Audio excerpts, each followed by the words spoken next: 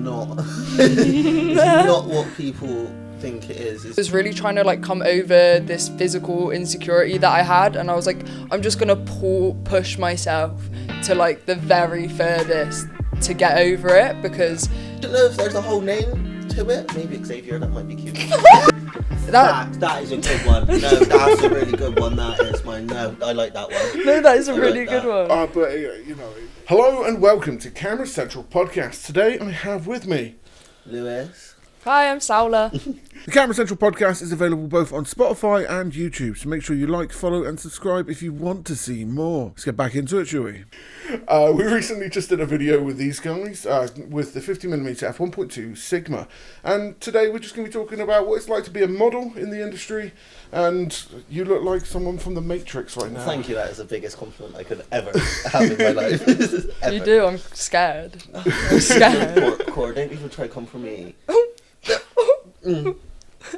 Okay, so how about let's start on that subject in particular. So you guys do a lot of modelling in the industry, working with a number of different brands. Kind of, what is it like living the model life? It's not. It's not what people think it is. As much as we get to travel, we get to have amazing experiences, it's definitely not the stereotypical what people think a model life is. I think a lot of models like to make it seem a lot more luxurious and all of this, but especially when you're starting out, no one knows who you are. Yeah. So you're going into these settings where like you look so cool, but like no one knows who you are. You are just working. It's like going in for any other shift, and but it's just all about how you look, kind of. Which can be quite scary sometimes. How so? How can it be scary? Well, in a way, our whole job is based off our appearance and how we present ourselves, even down to what stories we post on Instagram. That can change if we get jobs or not. So every little minute detail of ourselves are critiqued, and we have to think about that every day. I think a lot of people kind of go about it in a different route though. I think some people go for, especially with their social media and how they present themselves, they go for the model aesthetic and kind of going into a certain style. Whereas I'd say my personal approach is I like to bring my personality into everything. I think when I go into modelling jobs, I like to sell my personality more than my look, because I think it adds a story value, but a lot of brands don't want that. They want the aesthetic, they want the look more than anything else. Yeah. I think it's one of those things that is changing slowly but surely. I think personality and how we put ourselves out into the world is, like you said, it's something you get looked at quite a lot via your stories and everything like that.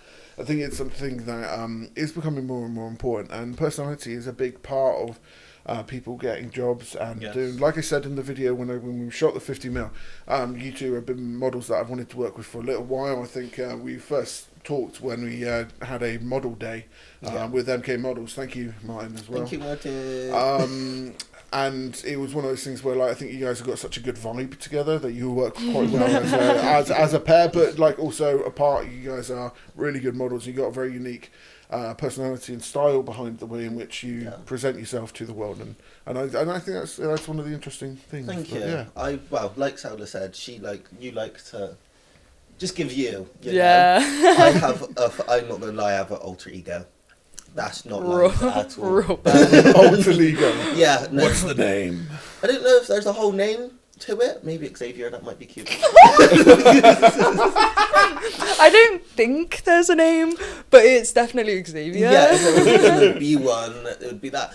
But no, I think it's more of a insecurity kind of thing. Okay. I would much rather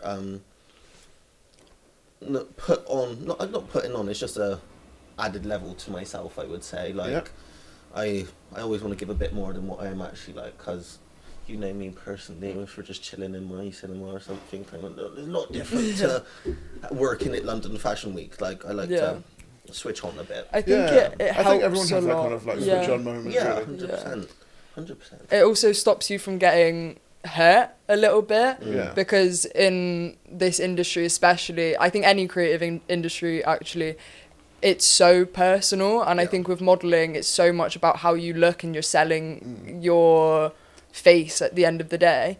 Having an alter ego kind of pushes the shots to a different person almost. And I think that's something that could track between kind of like people behind the camera as well. Especially with this day and age of social media, everyone has a persona that who they are and who they put out into the world. And it's very rare you actually find someone that kind of like combines the both, where they are who they are in front of the camera, behind the camera. That is nice, but it's not necessarily something. And I think to a certain extent, having those two kind of like sides to what you are as a person, I think it's hugely important. Because it allows you to have that part of yourself to yourself. And I also feel like I can, and like a long day, I feel like I can switch off and stop having to think so much about what I'm doing and how I'm presenting myself. I can just relax. It stops you from like taking it home. 100%. Because there's a lot of things in this industry that can hurt you, and it's not nice. You can put a lot into something, and it can hurt. Well, I think that is kind of with the creative industry in general. I think it's. I think what I'm trying to attempt with doing all this and like the videos which I'm doing is kind of show the kind of like better thing you can do with like cohesion and collaborating with creativity and enjoying each other, rather than just like, oh, this person did this video, now that's, you know, it's he's a competitor or whatever. You know what I mean? It's so like the industry is quite cliquey as a whole, but I think it's one of those things you can achieve far much more when you work together. And I think the video the other day was one of my favorite videos that I've actually put together in a long time. Actually, thank big part to you guys as well to that. But I think a big part of that, and if you decide to go watch the video, it'll be linked here, but also at the end of the video, you'll see that I think your guys' personality comes across quite well in that. You know, we have a few scenes where we're going through the like model kind of like badass, kind of like what you put out. You guys put out badass, to be fair. But the other side of it, because we had that like dancing scene as well. I think you know, you guys were smiling, and I was just like really enjoying that kind of like interaction with the camera. And there's very few models that I feel like can actually pull it off that well. You guys, I think, pulled off, but like every aspect of what we did on that day. I feel like carrying on from the like collaborating thing, it's really nice having, because I've been in the industry for 2, maybe 3 years now, and Lewis is like the first person he's been like a little support system for me.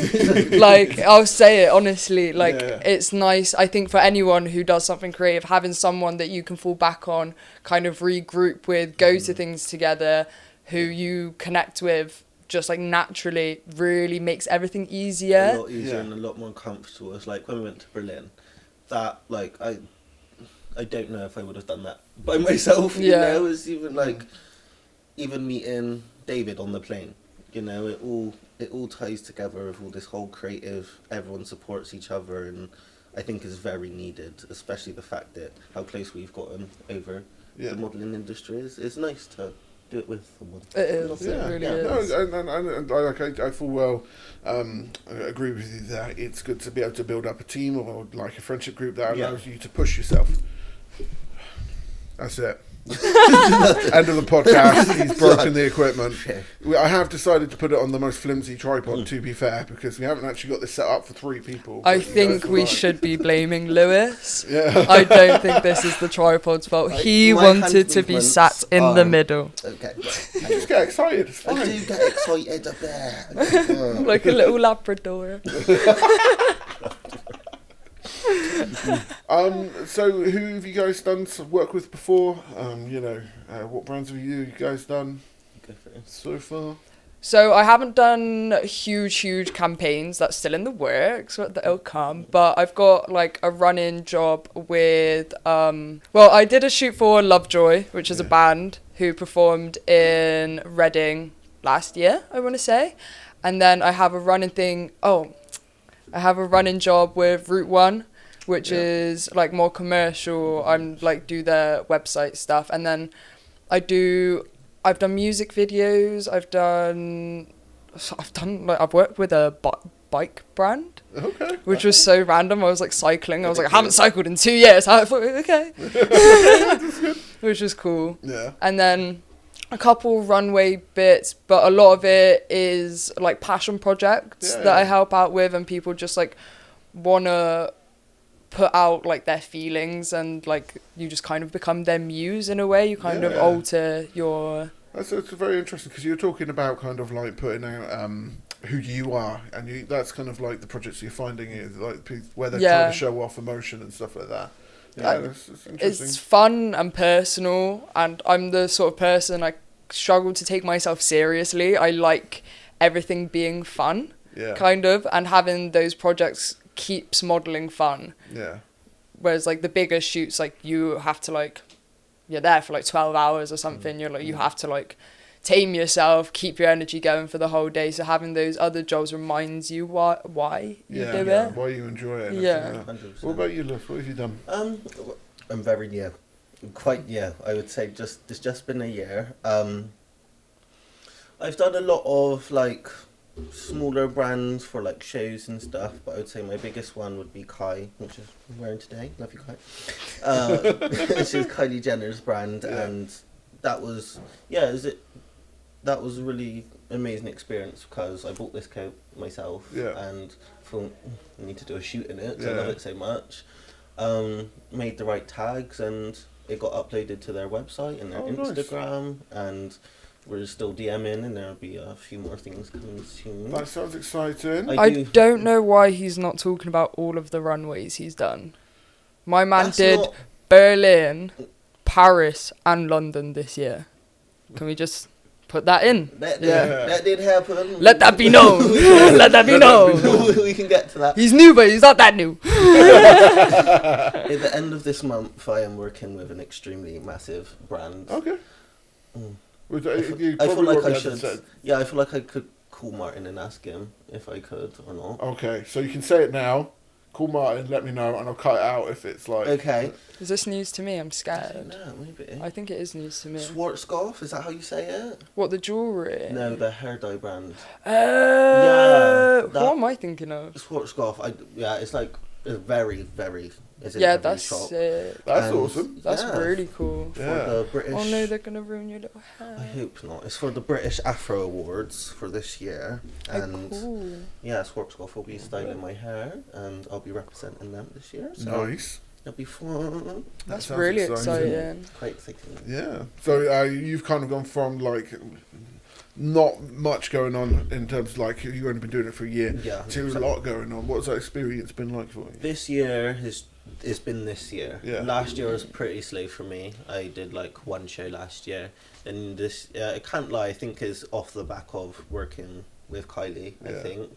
I think a lot of things have come from that, which I'm very grateful for. Like good model advice. It only takes one thing for you to start getting more jobs and more publicity in that way, but it can get tiring. You can forget to take time for yourself, and I think that is the hardest part of it. Especially because everything's not set. Everything's basically on a whim. I would say with modelling is like you can.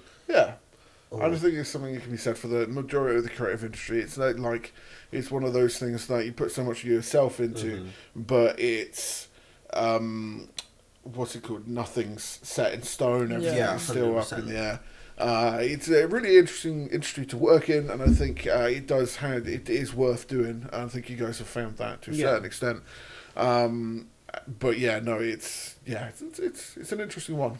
It's like London Fashion Week. I think I found out 2 days before that I was walking. No one realizes this, but like. In the industry, everything's so fast paced, and 1 second you'll be like, oh, I've got a lovely little day off where I'm gonna, I don't know, crochet, and then all of a sudden you get like a call from your manager or something. They're like, can you be here at this time in 2 hours? And you're like, I've got to do it. Well, you can obviously say no if you want to, but of course down to I think how much you want to do it's one of those things. You've got to be able to take the opportunities that get laid before you. 100%. So, sometimes it can be inconvenient. God knows I've had a number of inconvenient shoots before, but it's one of those. To do it, I think, is it's such a big part of it. You just sometimes got to knuckle down and just get on with it. Because you can have some great experiences, and it's all about meeting new people, doing things differently where you can, and all of that kind of stuff. 100%. Networking is a huge part of it. Huge part, Huge. that's why I think personality comes so much into it, because you have to be able to work with people. Like, you have to be able to meet people like this, basically feel like you know them straight away, and just let it snowball from that. Because if you're a super in yourself person, and you like to stay to yourself and not really speak to people, it can still be done, but it just makes it harder. Because you meet so many people. It's insane. Yes. It's like one of the London Fashion Week shows that I done. The director for it, she mentioned to Martin that she wanted a few of the models that walked for her show already to do another show. So it's like, if I didn't do that show in the first place, I wouldn't have more opportunities, and if I didn't speak to her in the first place, I wouldn't have that opportunity. Sure. All about the networking, 100%. Oh, fair. What got you guys interested in actually becoming models then? You go. So I've been doing it since I was 19.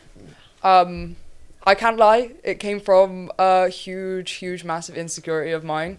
When I was in school, I got bullied a lot. I was a little ugly kid, I'm not gonna lie to you. This is good. This is good. This is good. And I was really trying to come over this physical insecurity that I had, and I was like, I'm just gonna push myself to the very furthest to get over it, because just sitting in a mirror and being like, you're not ugly, doesn't change that. So I was like, well, we're gonna try modeling. That's the next step. If you can do that, it's a fact. Do you get what I mean? So I just applied to loads of agencies. I got one of my close friends who's a videographer to take some headshots for me. Another friend to also take some headshots for me.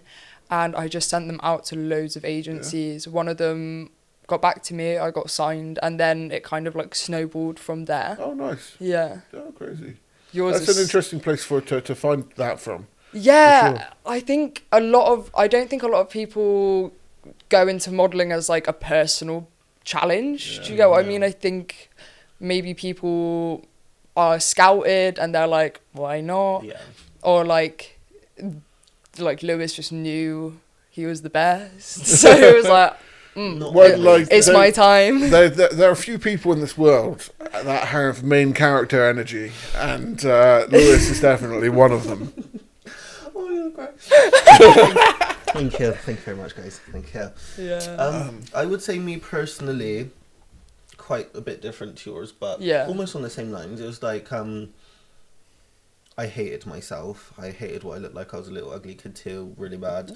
Bro, if we want to insert a picture, maybe I'll send you a picture. Yeah, it was shocking. It's so funny. Have I showed you a picture? Your phone's over there at the moment. It doesn't look like it's recording anymore. When he was this little, so we're basically neighbours, right? And when he was this little ugly kid, I used to see him walking his dog by the little patch of grass by my house, and I was like, what is that hair?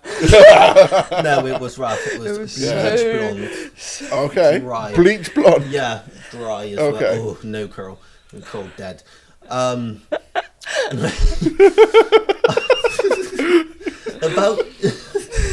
7 years old, I told my whole family, I was like, look, I need to be famous and I need to be a model. And they were like, Lewis, you're fat. And I was like, thank you. Damn. Yeah, damn.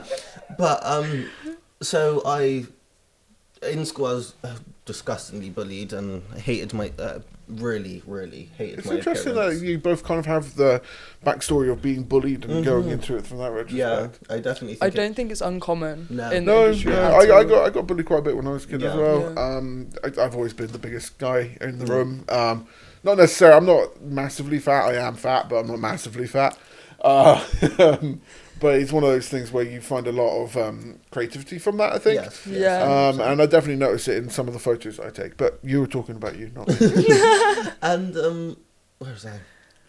Bullied. Yeah, I was being bullied, and I knew in myself, this might seem a bit vain, I was like, I know what I need to, I knew what I would look like if I changed myself. And in 2020, I said to myself that I'm going to go into 2020 looking a certain way, and I'm going to come, well, after lockdown, I said I'm going to come out of lockdown a completely different person. I don't want people to be able to recognise me when I go back to school. And that was my main focus in lockdown, and that's what I did. School? How old are you? Sorry. I'm 17. Mad, innit? I'm 30 this year. No, I'm 18 this month. It's okay. Okay, Jesus. Sorry, oh my god, continue. this month. This month. Oh my god, that's so exciting. Right, damn. Okay, continue. And I'm not 17. Okay. If that wasn't blatant. Where was I? Lockdown, and yeah, I had a funeral for myself. No, I took it far. Did you? I took it far. I was like, I'm not being this person anymore, and it was weird. I knew what I would look like at the age I'm at now. Like, I knew who I wanted to be. I could either go one path or this path, and it's a nice thing in myself to know that the person I am now is who that little kid wanted to be. Okay. So that was my biggest. Congratulations with that. Thank you. Congratulations. just to make you seem less vain after all of that, you also were a prick before. Oh my god. Yeah, Ego. like I had a god complex. ugly and Yeah, a god real complex. bad. So, but like, you're not like that anymore. You've changed yourself on the outside, but you've really, really worked on yourself inside, because I like to say that I'm a really good judge of character, and I don't associate myself with people who are like pricks, to be honest. And you've changed so much just that. I think that was definitely a thing in myself, and also the environment that I was putting myself around.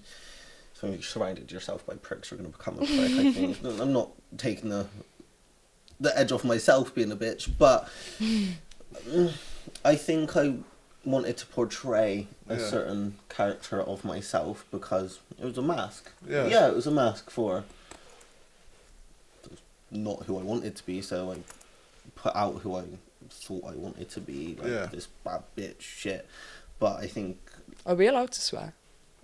It's fine. I think learning that just being yourself in an elevated way is a lot more powerful than completely... I entirely agree with that. Yeah. Cool. 100%. That was a cute little one. that was a cute little one. Alright, so when you're working with people, what are the tips that you would give photographers starting out? Working with models or people that you feel like a little bit nervous, what kind of tips would you give them? For photographers, I think one of the hardest things to do is be commanding in a way, because at the end of the day, no matter how long you've been modelling for, you don't know what that photo looks like. And as a photographer, I think it's so important to be able to tell people what they're doing and how it would be improved. Sometimes when you're starting out, it's hard to see like the vision whilst you're working through it. But I know me personally, when I'm on a shoot and a photographer feels comfortable to just be like, Saule, raise your arm up a little bit or lower your chin a little bit, 100%. or maybe try this or maybe try this. It's so much easier and so much more comfortable to kind of have that back and forth. Yeah, sure. I think on a different note of that though, sometimes they can take it too far. Okay. It's like I've come to a few photographers with projects that I've had in mind. I've completely done a whole vision board of it, and just really needed them to take the pictures and like help me like direct it a little bit and things like that. But then I've had photographers that changed the whole shoot whilst I was there, and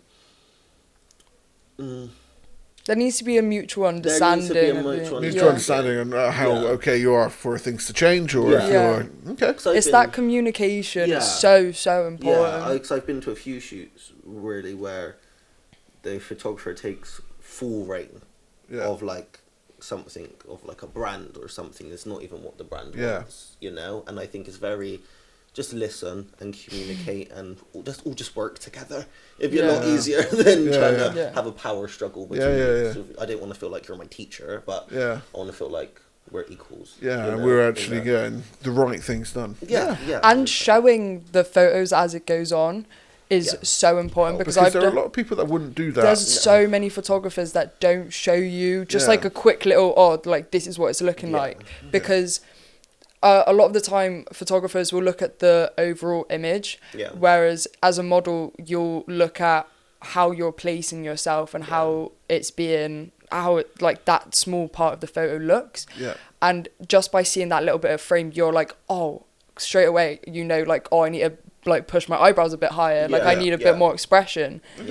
But a photographer sometimes gets caught up in the overall and those little especially when you're working so quickly. I think it's really, really easy. It's all about that, and I think the reason why photographers, and this is coming from my perspective now, why photographers don't necessarily always show that is because it's not indicative of what the final image is going to look like. But of course, like, because you guys have worked with so many photographers and stuff like that, you probably already understand that's not the case. So 100%. And I had a really good point there. And it's out of there. Your little brain. Oh, your little brain. Yeah, carry on. But kind of on that note, what did you think of the shoot the other day? Kind of like how it went. I think that was a really, really comfortable shoot. Yeah. And thank you. No, don't worry about it. Oh, the amount of times I've like left a shoot feeling like deflated. Deflated and just like, why did I do that? Or like, I don't feel comfortable right now. And I know there's some times where, like Saule was saying, if they don't show you the images, sometimes it's like, I'll just be sat at home. Well, it's one of those things where the cogs start turning. And like I've got like, and I need to get diagnosed for it, to be fair, with like extreme like ADHD for it. Don't we all? Like, this is it. It's like when you say that, you're like, oh, you know, you don't have ADHD until you have a diagnosis, but like, you know, it's one of those things where it actually, you know, I can get distracted by so many different things. I think that comes with being creative as well. It does, yeah. I mean, most people in the industry are either dyslexic, you know, they've got some sort of learning disability that's allowed them to see the world in a different way. Or a lack of hair. Or a lack of hair? It really, really does. The rubble. But yeah, no. So really enjoyed the shoot. Predominantly the reason I enjoyed the stuff that came out is the video aspect of it, because I actually started using a gimbal a bit again. How did you find that experience? Because the way I shoot is a lot of motion is attached to that. Kind of what was your? Because we talked about it on the day. And you're like, a lot of shoots for video end up just being standing still, not doing much. What was the experience when it came to having a little bit more motion to that? I love stills. Like I really like a still image. I think they look cool, but you can get so much more expression and you can purvey a story so much more in video. And I think maybe that's what like people who are coming into the industry like might have fun trying out, is doing like a video aspect to it. Because especially nowadays where like TikTok and Reels are such a fundamental part of social media, why limit yourself? For sure. Do you get what I mean? Yeah. 100%. Why am I doing this? I think like, as well the podcast? My brain is so blank right now. I was about to say something, but it keeps on going. The way that you went about doing those videos was really cool, because there was a backstory to it, with the Joker. And having that as like the concept for it made it so that the shoot wasn't just kind of for fun. There was a vision behind it. There was like inspiration, which was really cool. Well, it was mostly for fun, but No, the Joker thing, I've always wanted to do something like that. It worked really well. The reason why I'm kind of like asking about this in particular is we're working on a concept at the moment, and this is your guys going to be in another video. I told you about this before we started. No, I'm not doing it. I've already got the footage for it. Don't worry about it. No, put my foot down. But with this, it's talking about kind of like how you interact with people. I'm comparing how to create a scene of dynamic movement, like what we did with the video aspect of it, but comparing the moves in which we do to chess movements. Yeah. So most people, you guys played chess before? Most people? I used to play, what was that one? Giraffes. Yes. Is that the same? I think so. You mean the horses? The Nah. horse. Giraffes. Yeah, it was called Why are you giraffes. offended? Because I know. No, I got Giraffes. It was giraffes. Rob, you're chatting about snakes and ladders. Like, this isn't... Nah, it was my friend. He's like, he disappeared now. He's like gone off the face of the earth. With the giraffes. With the No, but that's gonna be the trailer. It's just like he's gone off the face of the earth with the giraffes. Bring them back. Yeah, no, we used to play it together. Okay. I don't know if he just plays it by himself now, but He plays with his giraffe by himself. yeah. Anyway, chess. Chess. So creating scenes out of like chess movements. So like how a rook moves, how a knight moves. But yeah. Like forward and backwards. Yeah. Are we going to be stood on a chessboard? No, he's already got the footage. I'm going to use the footage we already got because it's how being dyslexic, like you have like me being dyslexic, I kind of like see the world in a different way, and like I've always imagined how I set up those scenes, just kind of like semi off the cuff, semi planned. Yeah. Is I imagine the movements of the pieces to create cool movements, and there were definitely some cool little bits and pieces in there. One of my favourite in particular, we probably should have had it up on the board to be fair, but we haven't, was the bit where you're walking down, Saule is behind you, and then where the other way, where he's behind you, and then you just like come out like a main character energy. Yeah. I don't like that I was being used as a prop for your opening scene, your coming of age movie. Huh? We need to redo it. Of course, you're going to be doing a birthday movie, or have you done that now? Yes, no, I haven't done it yet. Wait, what? My birthday thing. I know you're having one, but like, what do you mean? No, I want to. I'm speaking it into existence so it actually happens.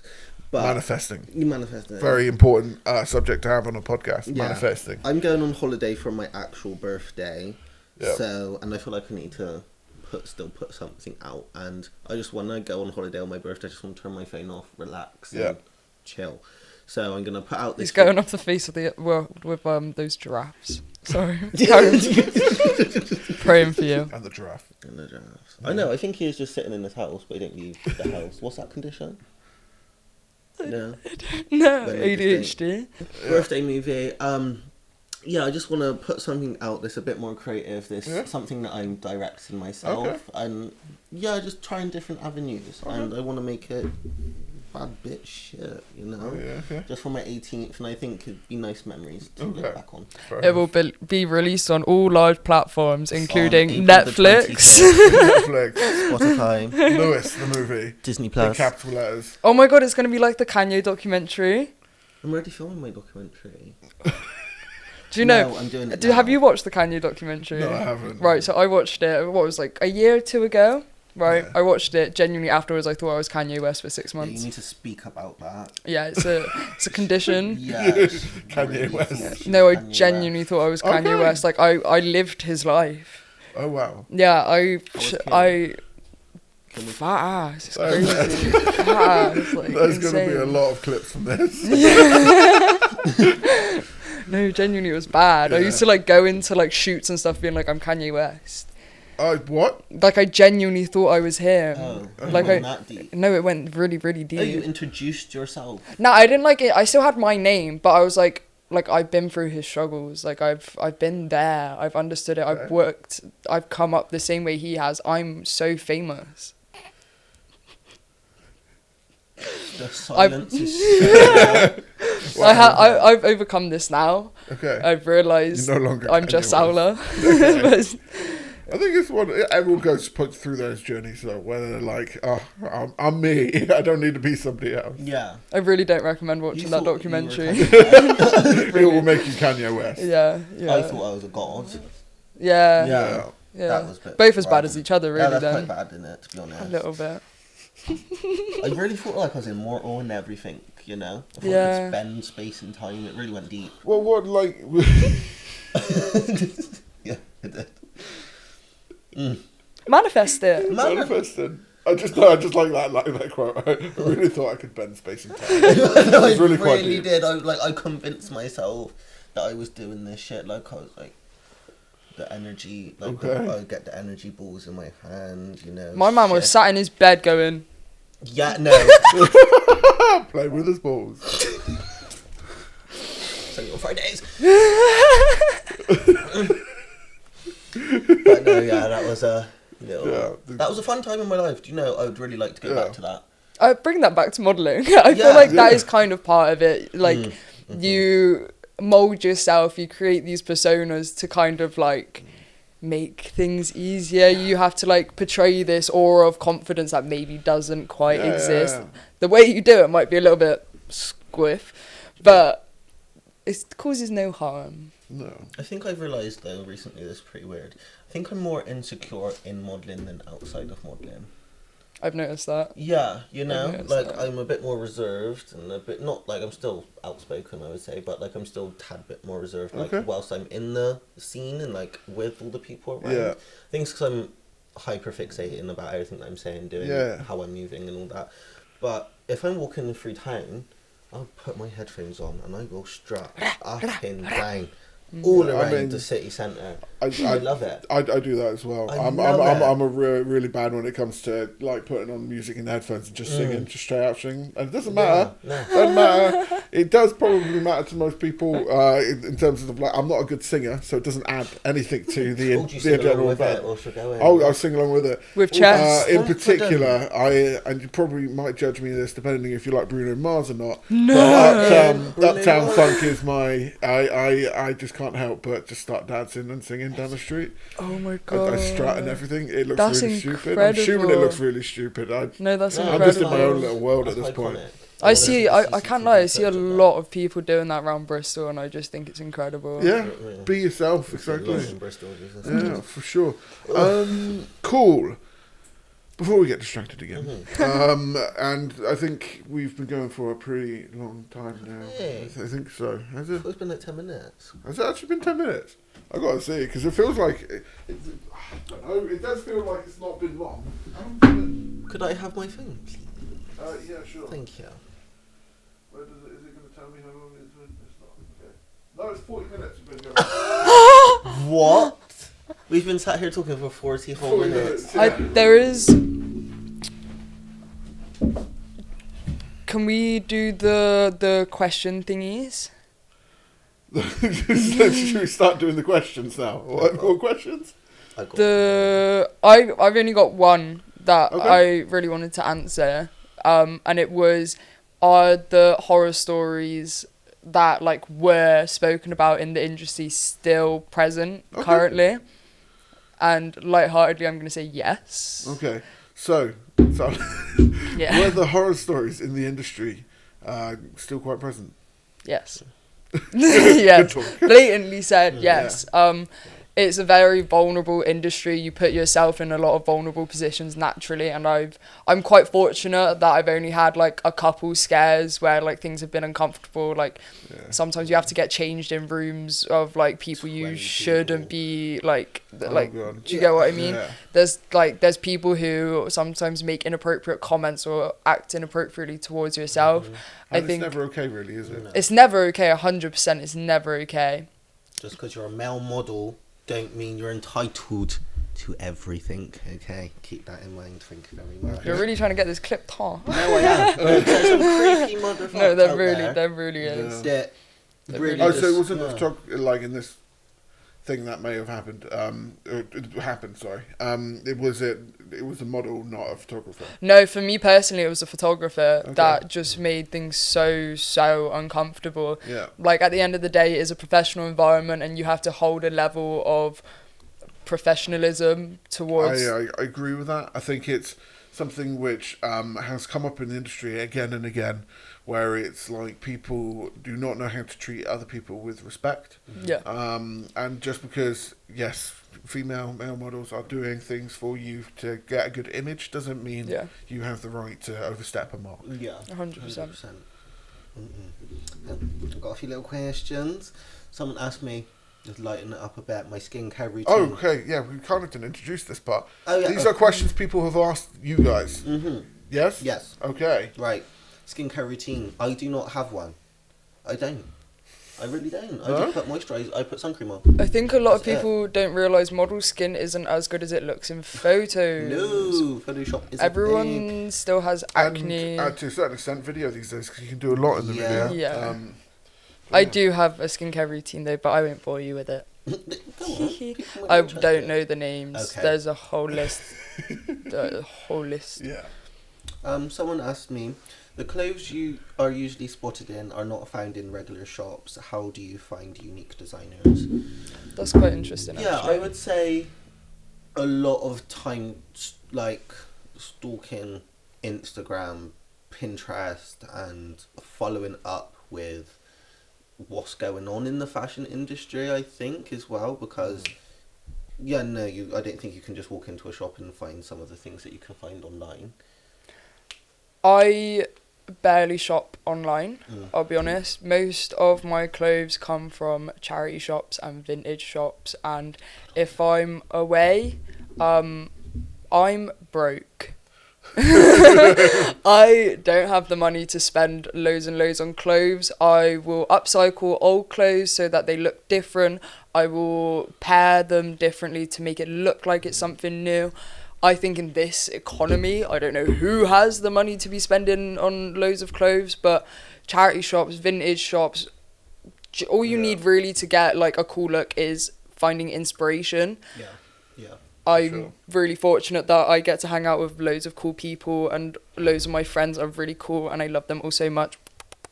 But I take so much inspiration from them, and then I'll go to like a vintage shop or a charity shop and just like find something that reminds me of them, and then like I look cool in that. One of the looks that you did on the shoot that we did, the dress with the was it Lakers top or something, a basketball top? Compton. No, that was particularly like a pretty cool change in kind of like It's because sportswear is coming back. Very happy about it, and I like challenging masculine and feminine.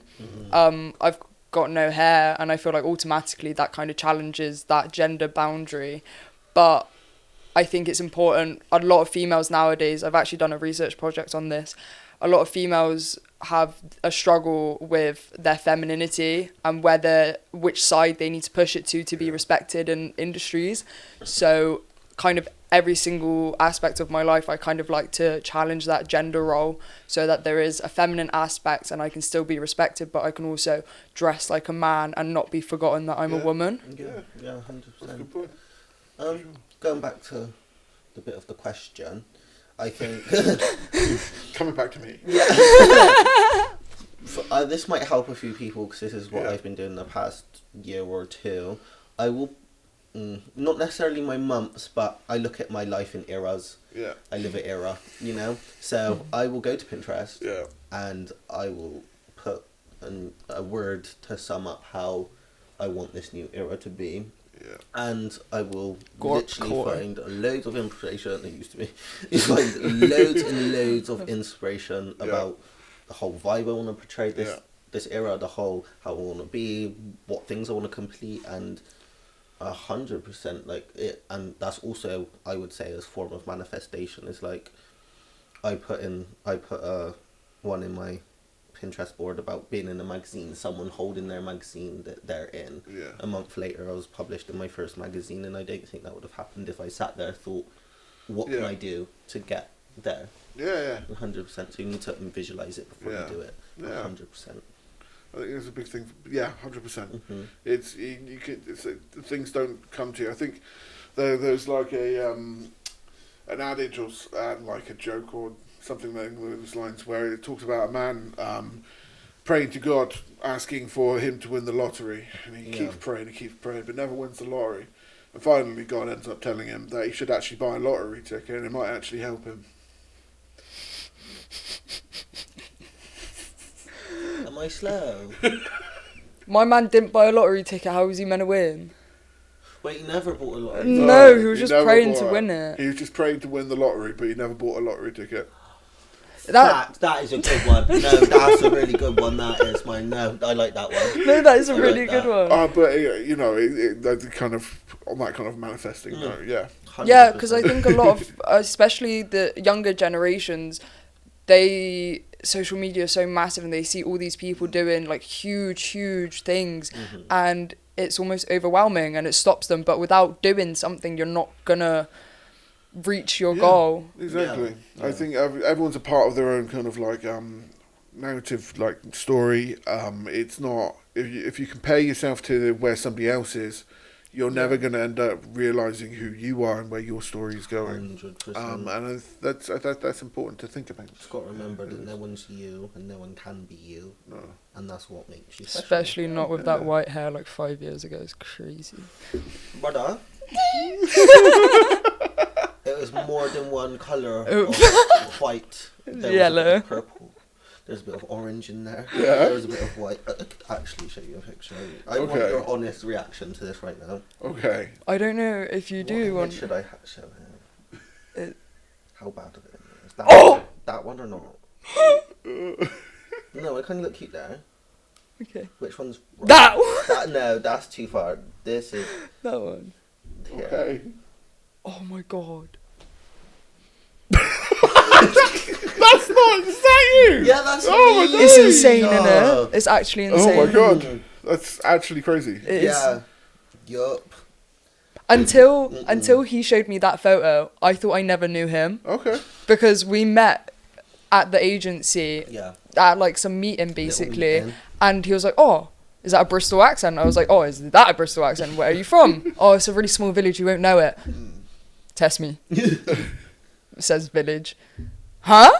Literally neighbours. And then he shows me that photo. I was like, oh my god. Yeah. We went to the same primary school, went to the same secondary school, Wow. all of it. Yeah. I think Tyler told you that. It's a similar thing with me Yeah, and Tyler actually, yeah. because we both come from Somerset, separate towns though in that retrospect. But we basically followed each other all the way through college, because I went from Somerset to Swansea, and Swansea to Cardiff, and it's mad. It's mad how small the world is sometimes. I also think the universe is in play to that, you know? Yeah. Like, how weird is that? Especially with you and Tyler's and me and Saule. Someone's plotting Someone's something. plotting Someone's something. plotting something. That's just not no With a giraffe. coincidence. No, with a giraffe. Bobby is probably the time master, just sat there. That's what I'm saying. Someone's got to be like, "Durr," all of this, because it's weird. It's really It's weird. a bit upset. So we're all one. No, I do. I think we all came from the same thing. Yeah. The Big Bang. Yeah. You know, that was a load of chemicals. They'd done a little one, a quick one too. And it's all made us, you know. So we've all came from the same thing, which is Stardust, you know. Somebody's, so we all made that Stardust. yeah, no, exactly. I think we had a wedding, LGBTQ wedding photographer on, Jess Rose, her name is, and she was talking about the fact that we're all Stardust. Yeah, and I think Like that's that. beautiful. Yeah. We came from a big ass star. I think we're talking about very different Stardust to the one I'm thinking. Are we- Okay, to be fair, Are we sure that's what we're all made from? I would probably be taking out the majority of this section, if I'm honest. But is there any other questions you wanted to get answered from the fans? I No. wouldn't say fans. Okay. Fans is crazy. I have had a few weird experiences actually. It has really upset me once. After I walked London Fashion Week, this girl, she asked me if I could take a picture with her, and I said, yeah, of course. And she was like, you sure I'm a nobody? And I want people to know, yeah, no one's a nobody.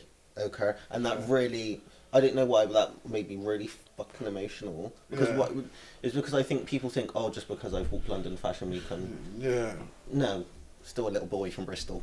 You get me? Who sits in his room for days on end and does nothing. Nada. Oh, okay. Yeah. That is my. I've had people message me being like, oh, like, you really inspire me, which I always, like, really catches me off guard because I'm like, I'm just Saule, to be honest. Like, I don't really do anything crazy, but I think the place that is coming from is these are people who have seen me when I was in a much worse position, and seeing someone kind of grow from that, I think that's the part that's inspiring, is seeing someone actually push themselves a little bit to get themselves out of a position. I don't think it's necessarily just like me. Do you get what I mean? Yeah. Fair enough. My last question that I was asked is, what moment did you realise you made it? I don't think I'll ever feel like I've made it, you know? I think I've got a real bad imposter syndrome. I don't feel like anything that I've done, like, I know what I've done this past year especially is big, and a lot of people would like to do what I've done, but I think it's also a self-sabotage thing. I don't recognise that in myself. So on this subject, there are two core aspects of this. There's one, because it's like the idea that you're not allowed to think that you are good at something. That's something that you're not allowed to admit to yourself. So there's that. Okay, that's fine. It's an unhealthy way to live. There's a point you need to realise you're not necessarily made it, because made it is such a broad principle, but you are good at it, and you need to understand that you can do it to a good standard, and you know, so you can't just be like, alright, I'm alright. You can admit to yourself and people that you're around that you're good at it. And I think that is something which doesn't actually, you know, it gets put, because if you're cocky about something, you know, it's a bad part to yourself, but you are allowed to admit that you are good at something, I think. I think also the concept of you've made it stops growth. And I 100%. Think that's the only thing that keeps you entertained in this life, is keeping yourself growing. Like, I have so many different outlets. I don't think I'll ever make it in any of them, because I just want to keep trying new things and stay entertained. That's what creative mind is, I think. Some people don't have a creative mind and they enjoy their 9 to 5 every day. Every day is the same. But we need that at the end of the day. Without those people... we need them. Love them, need them. But that's just not how I physically couldn't do that, you know? It's like, I don't know where I would be right now. No, it's one of those things. But it's one of those things which, like... it's never to say like having a 9 to 5 is like a bad thing, because having a 9 to 5 is important for a lot of people. Very important. And like a big part of being creative is understanding that at the start it might be a hobby. You know, and it's one of those things that it's a journey. It's not necessarily something that's going to happen instantly. It's always going to be an experience. Hard, especially in photography, I would say, with your side of things, is people always see your finished results. You know, I don't think, as much as you do show behind the scenes, is the whole planning of things, getting things booked, getting venues sorted. There's so much more that people don't see, and I think there's a story in every creative. I think we all come from somewhere. We've all gone through our trials and tribulations, and we found energy via pain, via how our lives have gone, and it's how we put things out into the world. Art, I think, is one of the most important things we need to be producing as a people. And I think I did a documentary at one point, and one person said in this documentary that if art was gone, then there would be tanks rolling in the street, because it's one of those ideas that art allows us to understand the personal concepts and the trials and tribulations of the time. And photography, painting, crochet, giraffes, all of that and everything else in between is a part of the journey and a part of being. But 100%. One final thing I would like to mention is, automatically we come from a very privileged position where that we don't have to go to a 9 to 5. Reminding ourselves of that is super important. We do work really hard, but being able to do that just does come from a point of having that freedom. A lot of people who would excel in it haven't come from a situation where they can forego that. So I would just like to put appreciation out into the air that I am doing what I'm doing, because I do really enjoy it. That's my biggest problem almost in life. I can only do what I enjoy, and I can't put myself in a scenario where I'm not enjoying something, and if I'm not enjoying something, I'm gonna up and leave. So that's why I surround myself in this industry. Fair enough. On that note, is there anything that you would recommend to someone that's looking to get started within a creative career, be it modelling, photography, or anything else in between? Yeah, I would 100%. I spoke to my agent about what I should be speaking about here today, just if he wanted anything, and he said I should. Didn't. He said definitely mention how I started, because that was a story and a half. Like, I applied to just this one agency. As soon as I typed in, I said model agency. Yeah. And Google top one UK models. Yeah. Space in your house. Went on there, and it said everything was free. Everything was going. You were just going to do a quick shoot, and then more agencies will get involved, and then your career start from there. Sold me a dream. I go to London. I was about 15 at the time. I go to London and so excited. I thought, oh my god, this is the best day of my life. Yeah. I go there, do a shoot for about 4 hours.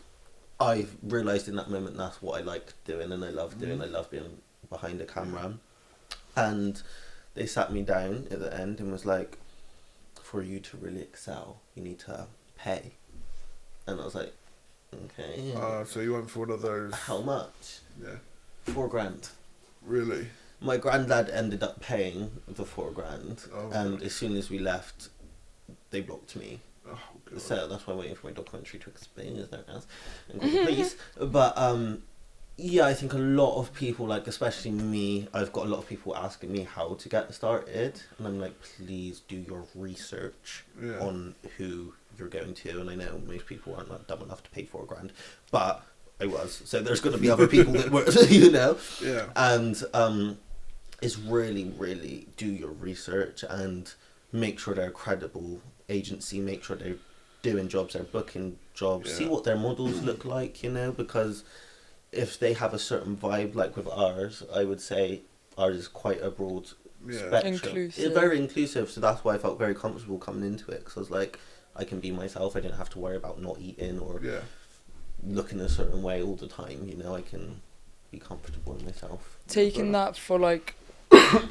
just generally the creative environment, just start putting things out there. That's the scariest part, is people seeing it. Just let people in. I think that's the only way that you can create something out of it, is once you start releasing. Yeah, and don't be the same as everyone else. You know, it's like I see a lot of copy and pastes of people. I think to kind of like break through everything and just say, just find who you are. Yeah. 100% find your. Yeah. Be honest to yourself. Yeah, as well. your aura, your everything. Aura, your brand, energy, your main character. Yeah, your that. You just need to find that and hone in on that, you know, because at the end of the day, being a model, you are your own brand. Your whole self, down to everything. So I think definitely just hang on that and work on yourself and do your research. Yeah, do your research. 100%. Do we have yours? What was mine? Yeah. What? Advice for people start. Yes, you do. You have said advice for people. Yeah, just put things out there. People, if you want to make create a business out of this, actually have financial gain out of it, you're not going to do that by not releasing it. Yeah. No. At the end of the day. No. Fair enough. And consistency. We'll just keep going for the next hour or two. And consistency. You got to make sure you have a red pen. Really? Because I've only got green and blue. Green? Yeah, but it's them Posco markers, the really fat ones that you can draw on the walls. Amazing. I wouldn't do that. Anyway, thank you for coming down today. It has been a laugh, a hoot, and everything else in between. Truly a hoot. And I can't wait to shoot with you guys again. It's going to be good. It's going to be fun and cool. Exciting. Thank you for having us. Ooh. I think it would be good. Ooh, I haven't been down to Bristol for a while, actually. But yeah, cool, sick. Thank you.